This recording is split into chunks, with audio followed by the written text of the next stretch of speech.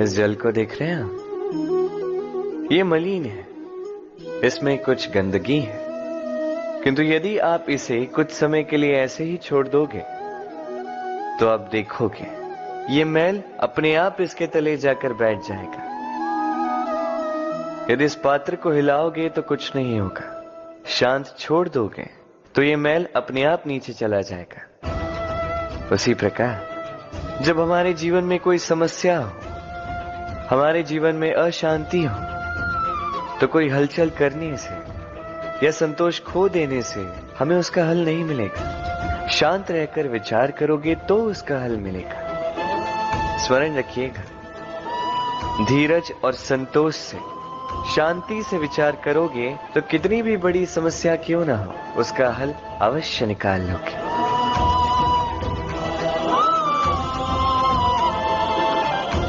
क्योंकि अशांति का सुझाव शांति ही है। राधे राधे। समय, कहते हैं समय से पूर्व कुछ नहीं होता, हर बात का एक समय होता है। समय से पूर्व न सूर्योदय होता है, न सूर्यास्त होता है। समय से पूर्व पौधों में न पुष्प खिलते हैं न फल। किंतु एक बात सोचिए, यदि वर्षा आने से पूर्व किसान भूमि ना जोते, वो बीज ही ना पिरोए, तो क्या फसल उगेगी? यदि योद्धा युद्ध से पूर्व अपने शस्त्र ही ना परखे, तो वो युद्ध कैसे लड़ेगा? इसका अर्थ ये, समय आपका जब आना है तब अवश्य आएगा, किंतु तब तक ये महत्वपूर्ण है कि आप स्वयं को उसके लिए सज्ज रखें, क्योंकि ये अवसर, ये शब्द बोलने में जितना छोटा है, ये आता भी उतने छोटे समय के लिए है और फिर निकल जाता है। अब यदि अवसर आपके हाथ आ जाए और यदि आप उसके लिए सज्ज ही ना हो, तो आपको सफलता कैसे मिलेगी? तो आप उचित समय की प्रतीक्षा कीजिए, उस अवसर की प्रतीक्षा कीजिए, किंतु तब तक निरंतर प्रयासों से स्वयं को और सक्षम बनाते रहिए, क्योंकि सफलता आपकी प्रतीक्षा कर रही है। बस उसके लिए सज्ज रहिए। राधे राधे। वाणी मनुष्य को मिली सबसे अद्भुत भेंट। ये वाणी ही है जो मनुष्य को संसार में सारे अन्य जीवों से भिन्न बनाती है, संसार में सबसे ऊपर ले जाती है। इसी वाणी के कारण हम एक दूसरे से संवाद साध सकते हैं।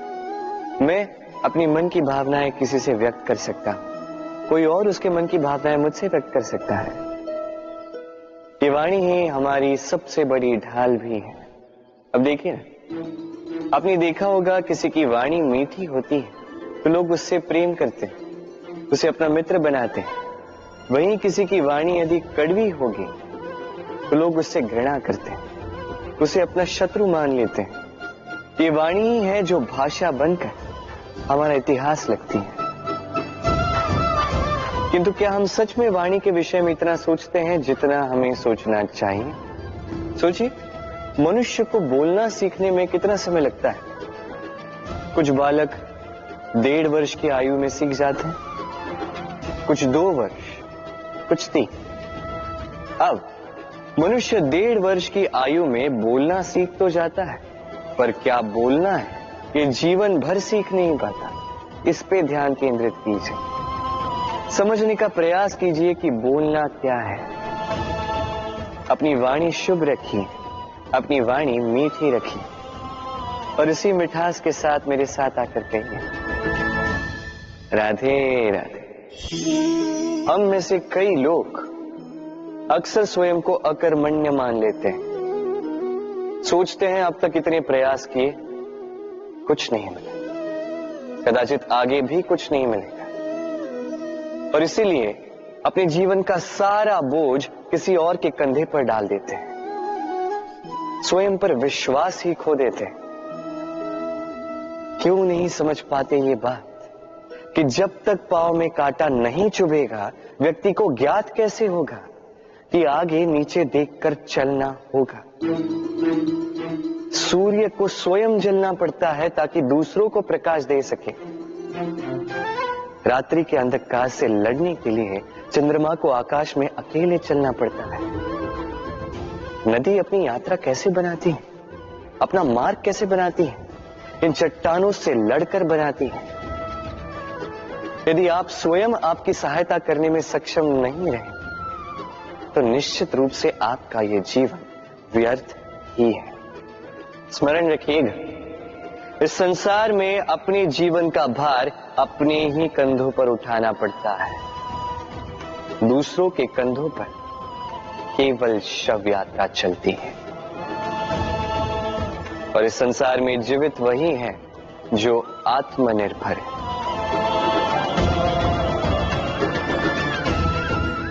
राधे राधे। कभी आपने किसी कुंभकार को देखा है? एक पात्र बनाते हुए पहले गीली मिट्टी रौंदता है, फिर उसे मथता है, फिर उसे चाक पर चढ़ाकर एक उचित आकार देता है। यदि आकार ठीक ना हो तो उसे तुरंत ही ठीक कर देता है, क्योंकि उसे ज्ञात है। एक बार इसे आग पर रख दिया गया, एक बार इसे पका दिया गया, फिर उसके पश्चात उसका आकार नहीं बदला जा सकता। यहां पे छिपी है एक सीख। सारे माता पिताओं के लिए यहां एक सीख है। माता पिता ऐसे ही तो होते हैं। उन्हें अपनी संतान को समय के अनुसार श्रेष्ठ संस्कार देने चाहिए। माता पिता को कभी उनका विधाता नहीं बनना चाहिए, किंतु हर समय सदैव प्रयास कीजिए कि उन्हें उचित दिशा दिखा पाओ। कभी कोमलता से, कभी प्रेम से, तो कभी कठोरता से उसके जीवन को, उसके व्यक्तित्व को आकार देने का प्रयास करना चाहिए। क्योंकि जिस प्रकार एक बार पकने के पश्चात उस पात्र का आकार नहीं बदला जा सकता, उसी प्रकार आयु बढ़ने के पश्चात संतान के संस्कार नहीं बदले जा सकते। स्मरण रखिए। राधे राधे। ईश्वर ने बेलों को खड़े रहने की शक्ति नहीं दी, ईश्वर ने यह शक्ति दी वृक्ष को। इसलिए बेलें वृक्ष का सहारा लेके खड़ी रहती, उसी पर फलती। अब ये बेलें दो प्रकार की होती, एक वो जो इस वृक्ष पर खिलती है, पुष्प गाती है, स्वयं भी सुंदर दिखती है, वृक्ष को भी सुंदर बनाती है। दूसरी वो जो वृक्ष को पूर्णतः सुखा देती, उसकी प्राण शक्ति उससे सोख लेती और अंत में स्वयं भी मुरझा जाती। स्मरण रखिए, यदि कोई व्यक्ति सदैव आपके साथ खड़ा रहा, सदैव आपका संबल बनकर रहा, सदैव उसने आपकी सहायता की, और यदि आप उसके साथ छल करोगे तो आपका पतन निश्चित है। ऐसा कभी ना करें। सदैव ऐसे लोगों को प्रेम दे, सम्मान दे, और मेरे साथ आनंद से करें। राधे राधे। आइए इस पौधे से मिलिए। मेरे लिए ये पौधा अत्यंत प्रिय है।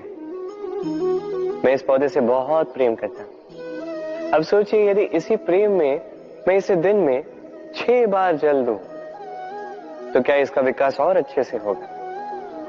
क्या वो इसके लिए शुभ होगा?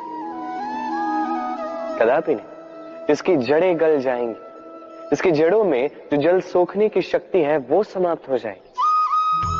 तो आवश्यक क्या है? आवश्यक है कि उचित मात्रा में इसे जल दिया जाए।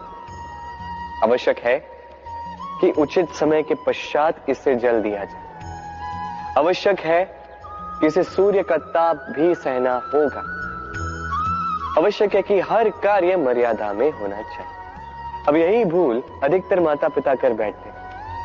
अपनी संतान से इतना प्रेम करते हैं और उसमें संतान की हर आवश्यकता पूर्ण करते हैं, हर एक वस्तु उसे देते हैं, हर एक बात करते हैं, और ऐसे में उस संतान के विकास में स्वयं ही बाधा बन जाते हैं। ऐसा मत कीजिए। ये यात्रा संतान की भी है। उसे भी जीवन में आगे बढ़ना है, बहुत कुछ सीखना है, अपने बल पर कार्य करने दीजिए। एक अत्यंत महत्वपूर्ण बात आपको बताऊंगा जिसे आपको स्मरण रखना है। प्रेम और शत्रुता यदि अति है तो घातक। हर बात में संतुलन बनाकर रखें और मेरे साथ प्रेम से कहें, राधे राधे। हम सभी मंदिर में जाते हैं, ईश्वर के समक्ष बैठकर हाथ जोड़ते हैं और अपनी मांग रखते हैं। कभी सोचा है ईश्वर को कैसे लगता होगा कि मेरे भक्त मेरे पास आते हैं केवल अपनी इच्छा पूर्ति के लिए, मुझसे मिलने के लिए। कई सारे लोग मंदिर जाते हैं, अपनी इच्छा ईश्वर के समक्ष रखते हैं। अब यदि उनकी इच्छा पूर्ण ना हो तो हताश हो जाते हैं। अब से जब भी आप मंदिर जाओ, ईश्वर के समक्ष बैठो, हाथ जोड़ो और कहो धन्यवाद। धन्यवाद ईश्वर, आपने मुझे जो कुछ भी दिया है उसमें मैं प्रसन्न हूं। बस मुझे मार्गदर्शन दे कि कैसे मैं अपने कर्मों से, स्वयं अपने कर्मों से वो सभी प्राप्त कर सकूं जो मैं पाना चाहता हूं। ईश्वर से केवल मांगने जाओगे तो ईश्वर के समक्ष स्वयं को बहुत ही छोटा पाओगे, किंतु यदि स्वयं कर्म करके ईश्वर को धन्यवाद कहने जाओगे तो सही अर्थ से आपको ईश्वर मिल जाएंगे। राधे राधे। अद्भुत बात है ना, हमें सदैव हमारे नाम से बुलाया जाता है, नाम से हमारी पहचान है। ये नाम ही है जो इतिहास में स्थान बनाने में हमारी सहायता करता है। नाम बनाने के लिए व्यक्ति क्या कुछ नहीं करता, नाम पर कलंक न लग जाए इसके लिए क्या क्या प्रयास नहीं करता। अपने जो कुछ भी पाया, धन, संपत्ति, सुख, ये सब कुछ नाम के समक्ष छोटा है। नाम सबसे ऊपर रह जाता है। ये नामकरण संस्कार सदैव हमारे लिए अत्यंत महत्वपूर्ण होता है। अब आपको क्या लगता है मैं किस नाम की बात कर रहा हूं? वो नाम जो हमने जन्म से पाया? नहीं, मैं उस नाम की बात कर रहा हूं जो हमने हमारे कर्मों से अर्जित किया। जो जन्म से प्राप्त हुआ वो मृत्यु के साथ चला जाए, किंतु जो नाम कर्मों से प्राप्त होता है वो हमें अमर करता है। माता पिता से हमें जन्म मिला, जन्म से मिले संबंध में, समाज से मिले मित्र, प्रकृति से मिला भोजन। यदि कुछ ऐसा है जो हमने स्वयं पाया तो वो है हमारे कर्मों का फल। वो है वो नाम जो हमने कर्मों से अर्जित किया। इसलिए सदैव श्रेष्ठ कर्म कीजिए और मेरे साथ प्रेम से कहिए, राधे राधे। मनुष्य भी कितना विचित्र प्राणी है, सदैव संघर्ष करता है, सदैव प्रयास करता है कि वही सबसे बड़ा बने, प्रयास करता है कि उसके समक्ष सबके शीश झुके हुए और उसके लिए सबसे पहले शक्ति प्राप्त करने का प्रयास करते हैं। शक्ति प्राप्त कर भी लेते हैं और उसके भय से सबको अपने समक्ष झुकाते हैं, किंतु एक महत्वपूर्ण बात भूल जाते, समझ ही नहीं पाते। चलो मैं आपको उदाहरण देता हूं। कभी आपने किसी वृक्ष को देखा होगा, उसकी डालियां देखी होंगी जो फल के बोझ के कारण झुक जाती, वो फल टूटता है, पुनः ऊपर जाती है, फिर एक और फल देती, वो टूटता है, पुनः ऊपर जाती, सदैव झुकी हुई नहीं। कभी कभी चलते चलते आपने देखा होगा, कभी आपका पांव किसी पौधे पर पड़ जाए तो पौधा दब जाता, किंतु जैसे ही पांव हटाओ पौधा पुनः खड़ा हो जाता। स्मरण रखिए, ये अत्यंत महत्वपूर्ण बात। जो शीश भय से आपके समक्ष झुकते हैं वो विरोध में सबसे पहले खड़े रहते हैं। आप जीते, सबको जीती है, किंतु बल के भय से नहीं। उन्हें जीतिए तो प्रेम के समेत। राधे, आज आपको एक कथा सुनाता हूं। एक बार एक व्यक्ति ने अपने द्वार पर लिख दिया, आज मैं बहुत दुखी हूं, आज मुझसे कोई मिलने ना आए। कुछ समय पश्चात उसका मित्र आया, उसने वो शब्द पढ़े और फिर भी जाकर उससे मिला। उसने कहा कि मुझे पढ़ना तो नहीं आता, किंतु मेरे मित्र के मन का ये दुख, ये मुझे पुकार अवश्य लेता है। ये होते हैं सच्चे मित्र। किसी कारणवश यदि आप दुखी हो, समस्या का हल निकाल नहीं पा रहे हो, इस संसार से कट जाना चाहते हो, तब भी ये मित्र आपके साथ रहता है। भले ही आपको कोई हल ना दे पाए, संबल बन के अवश्य रहता है। भले ही आपका दुख कम ना कर पाए, आशा की किरण अवश्य दिखाता है। जब आप इस संसार से कट जाते हैं, तब भी आपसे जुड़ा होता है आपका ये मित्र, ये सच्चा। अब मनुष्य जो है बड़े विचित्र होते हैं। इन्हें किसी भी वस्तु का महत्व केवल 2 बार ज्ञात होता है। 1, मिलने से पूर्व, 2, खोने के पश्चात।